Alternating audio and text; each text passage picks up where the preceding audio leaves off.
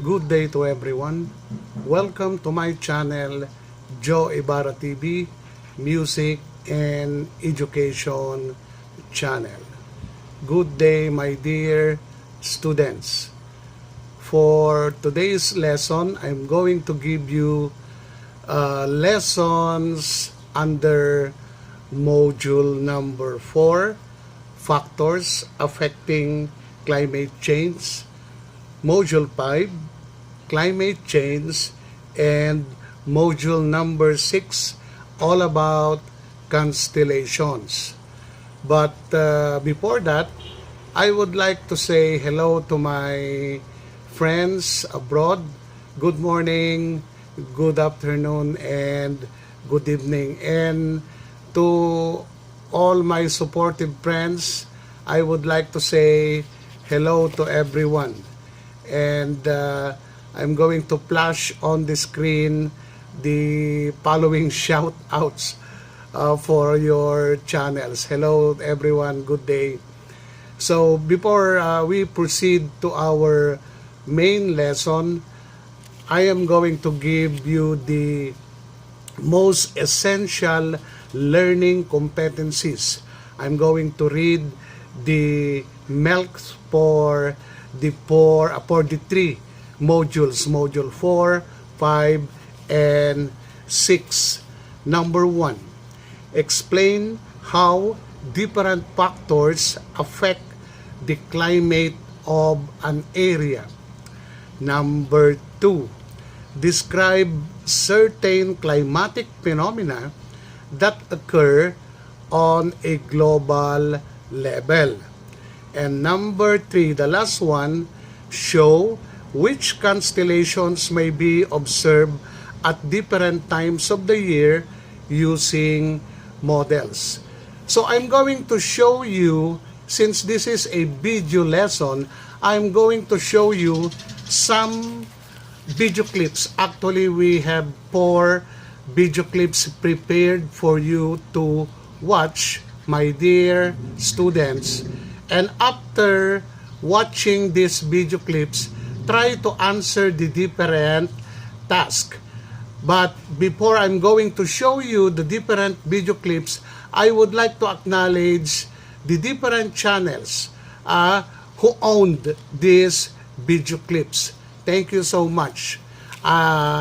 These are the video clips used in this vlog, in this video lesson. So, the first video, 5 factors that affect climates, from the YouTube channel of lharscience. From the YouTube channel of lharscience. Second video clip, causes and effects of climate change. Causes and effects of climate change. That is our second video clips from the YouTube channel of National Geographic. So that's our second video clip. For our third video, El Nino and La Nina explained. I will repeat, El Nino and La Nina explained, from the YouTube channel of Usoceangov. Usoceangov. And the last video, what are constellations? What are constellations? From the YouTube channel of Astronomic. So, credit to the owner of the different videos, as I mentioned a while ago. So, let's watch the different videos presented, and after watching, I am going to give you the different tasks for you to work on the different module 4, 5, and 6. So, let's watch. If you walked up a mountain pathway, for example, you would find that the temperature would drop 3.5 degrees Fahrenheit for every 1,000 feet you climbed, or 6.5 degrees Celsius for every 1,000 meters. Another of the 5 factors that affect climate is latitude. Because the sun's radiant energy shines directly on areas nearest the equator, that is where the warmest areas of the Earth are found. Farther to the north and farther south, the angle of sunlight becomes smaller, so there's less heat from the sun at those locations. At the North Pole and South Pole, the angle of sunlight is so small that very little heat finds its way to the Earth's surface in those places. Latitude takes on added importance as the Earth makes its annual journey around the sun. That's because the Earth tilts roughly 23.5 degrees on its axis. So when it's at this position in July, it's summer in the northern hemisphere, because the sun's light and heat is aimed more directly there. At the same time, it's winter in the southern hemisphere. Half a year later, in January, when the Earth's position is here, it's just the opposite. Now the sun's light and heat are aimed more directly at the southern hemisphere. So it's summer there, and winter in the northern hemisphere. Now, on to the third of the 5 factors that affect climate, the Earth's topography, that is, its surface features. Mountain ranges are an example of a topographical feature that can play a major role in a climate's precipitation levels. As humid air moves in from an ocean and then sweeps upward across the mountain slopes, the air cools, and the moisture swept off the water begins to form a cloud.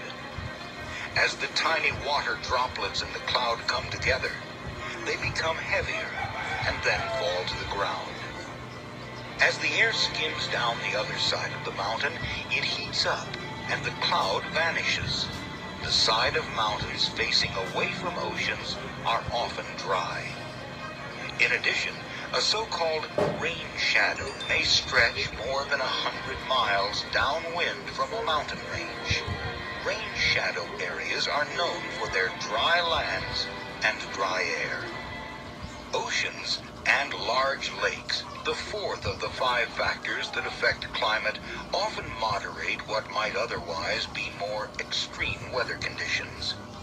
An example occurs in San Francisco, California, on the shores of the Pacific Ocean.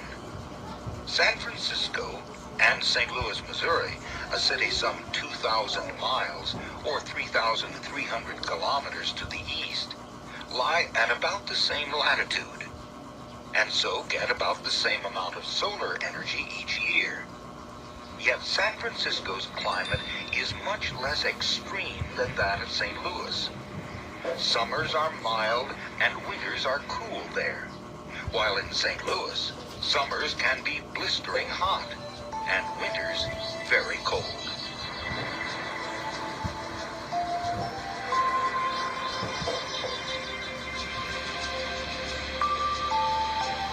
The difference is the moderating winds that blow off the surface of the Pacific Ocean. They act as a kind of giant air conditioning system. Or take the case of the British Isles, which for the most part have mild summers and cool and rainy winters. The northern tip of the Isles is located on a latitude that runs north of Moscow, Russia, a city that has cold, snowy winters and very short, cool summers. The contrast is caused by the warm ocean waters that flow by the Isles, waters that originate off Africa's west coast near the equator. Now, on to the Earth's winds, the last of the 5 factors we'll discuss that affect climate. There are 6 belts of winds that encircle the Earth. They push along warm and cold air masses, moisture, storms, and pollution. What are called trade winds meet near the equator, causing air to rise. As it does, rain clouds form. This band of cloudy, rainy weather near the equator is known as the doldrums.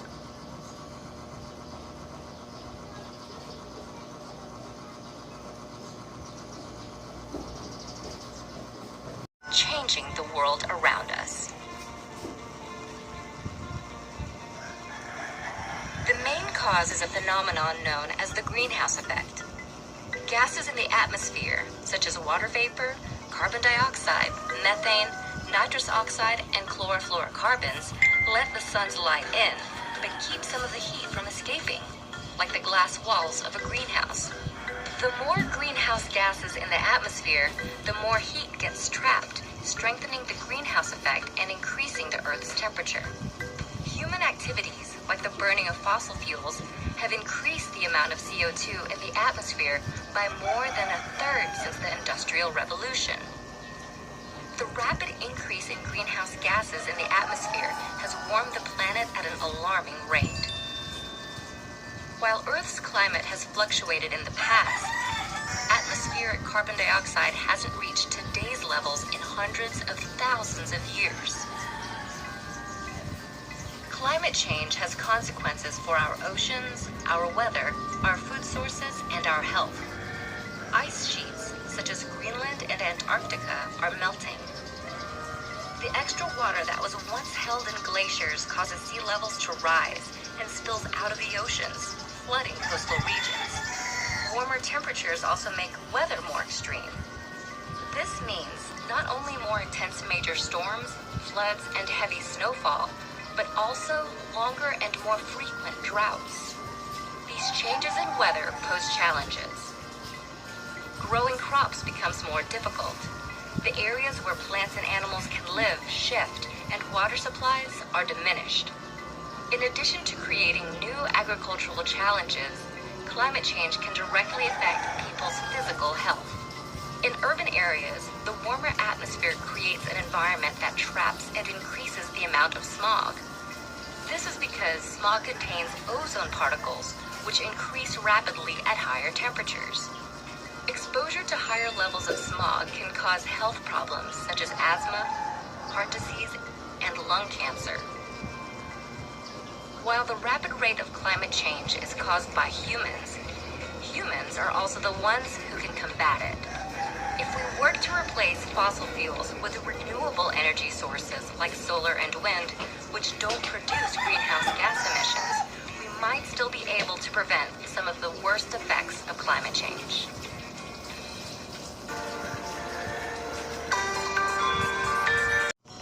Warmer or colder than average ocean temperatures in one part of the world can influence weather around the globe. Boggles the mind, right?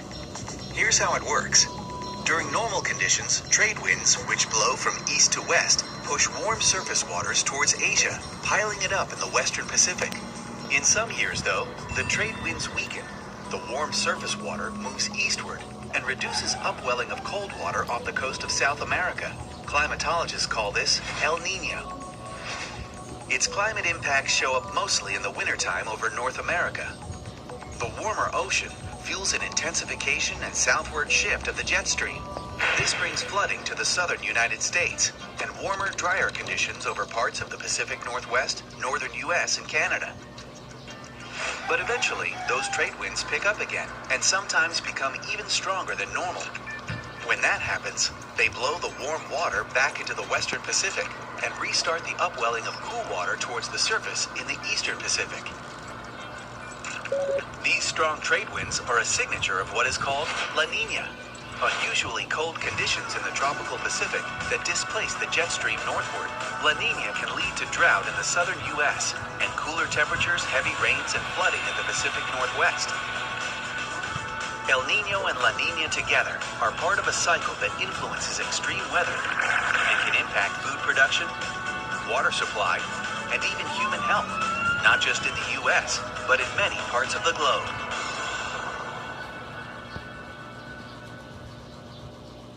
Today we'll be answering the question, what are constellations?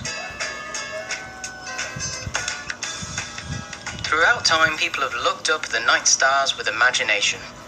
In the past, our ancestors thought that the patterns in the stars were designed to reflect some of their heroes, gods, and goddesses, and even stories that passed on from generation to generation. Today, we call these star clusters and patterns constellations. As we developed better and better telescopes and society progressed, astronomers realized that the mythical creatures and gods were actually groups of stars.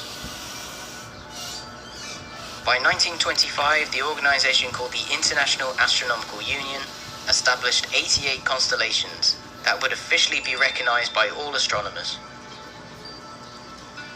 If you look at some of the constellations, you might have a problem actually trying to figure out what our ancestors actually thought they were. I mean, to be honest, if you look at this part of the sky, you can't quite tell what you're looking at. What is it?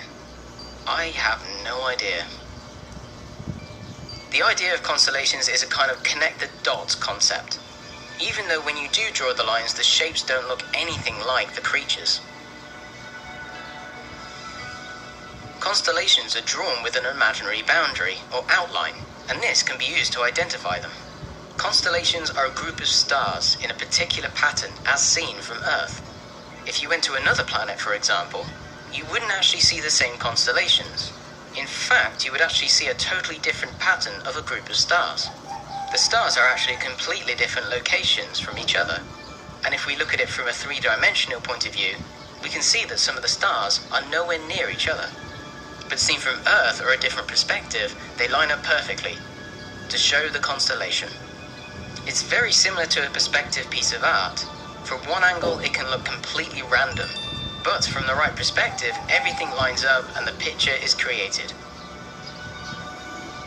Since the Earth is moving around the Sun, we see all of the constellations in the sky at various points. In the past, people actually used this information to tell the seasons from one another. Many of these people actually use constellations to actually map and build structures to understand these constellations. And this was to observe and understand the movement of the constellations. In some cases, these maps were actually built to alert them when there was a change in the seasons. For example, when winter turned into spring. Almost every advanced culture around the world used constellations, and also navigating the oceans. Constellations were actually used to help ships from one location to another. The crew members on the ship knew how to read constellations, so that they could change course based on the pattern of the stars and where they were in the sky. There are a lot of famous constellations. For example, Orion, Leo, Gemini, the Big Dipper, and the Little Dipper. But because we all live in various parts of the planet, we actually see constellations in different places in the sky. The names for these constellations have actually stayed from the past. This is simply because it's a bit of a tradition, and they've already been established as these names. Even though some of them don't really look like what they're trying to describe. I mean, that doesn't look like a lion to me. But in modern astronomy, it's just a great way to navigate around the night sky. And for a beginner in astronomy, it's just a really good way to get used to how the night sky looks, even though most of it is just simply dots and lines. So, I hope that's given you a great understanding into what constellations are, and also these mythical creatures from the past. Or as I call them, just simply dots and lines that look like lions, apparently. And as always, if you've enjoyed the video, click the like button, and if you want to support the channel, click subscribe. Thank you for watching. Hello again, my dear learners. So after watching the different video clips, so listen for your task. I am going to read what you're going to do. These are all your written tasks in a pad paper. So for module number 4, factors affecting climate change, answer the following and explain. For your question number 1, what is weather? What is weather? So you read your self-learning modules, you read your modules, and you also watch the video clips, so you answer the question, what is weather? For your task number 2, what is climate?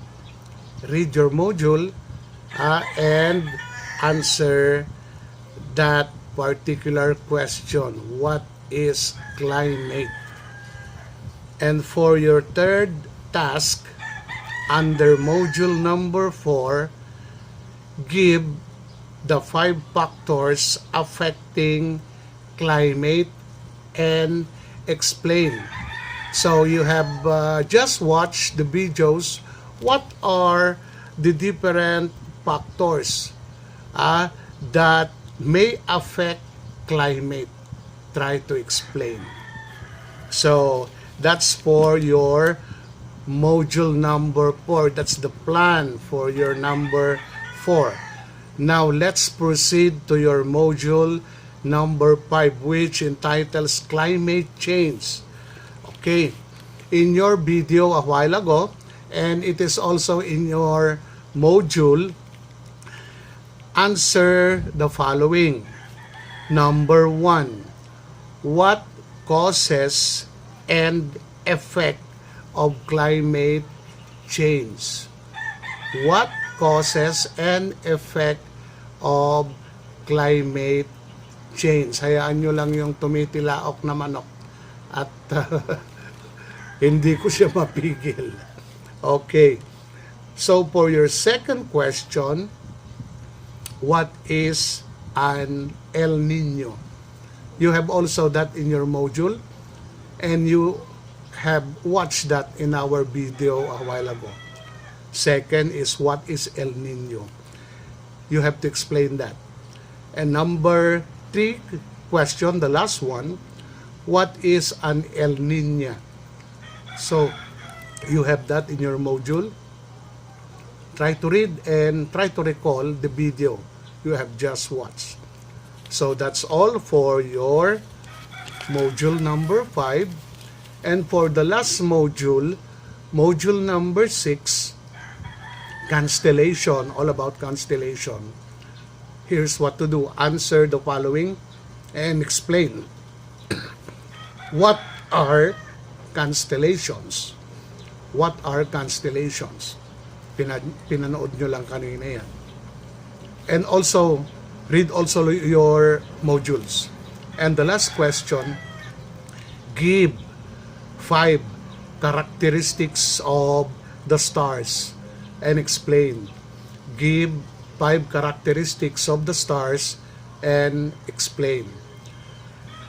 So, for your performance task, my dear students, you have only 2 performance tasks for these modules. The first performance task, in your module on page 10, draw the different patterns of constellation. Your first performance task, draw the different patterns of constellation. You use 1 long bond paper. If possible, use coloring materials also. For your second performance task, draw the constellations seen on the different months of the year. So you have watched that in your video clip, and also you have also that in your module. Second performance task, draw the constellations seen on the different months of the year. So only 2 performance tasks. So submit pictures of your finished performance task on my messenger, not in your group chat. So that's all, and good day to everyone. Sana mawala na ang pandemya natin para makapag face-to-face class na tayo. Good day and God bless everyone.